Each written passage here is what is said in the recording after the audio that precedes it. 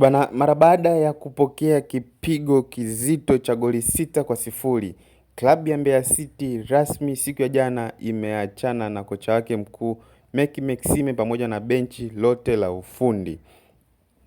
Ikumbukwe Mecky Maxime amejiunga na Mbeya City mwezi wa 12 mwaka 2000.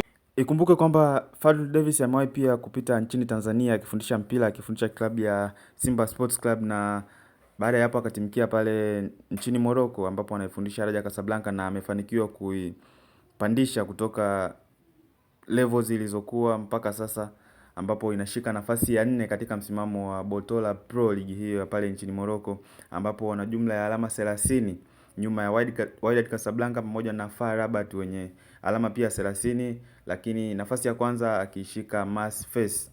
Sasa je, klabu ya Yanga itakubali kumwachia beki huyu kitasa ambaye ni nguzo kabisa pale katika ulinzi wakisaidiana na Dickson Job kuelekea pale nchini Morocco kwa Fadlu Davis, Raja Casablanca ya Fadlu Davis?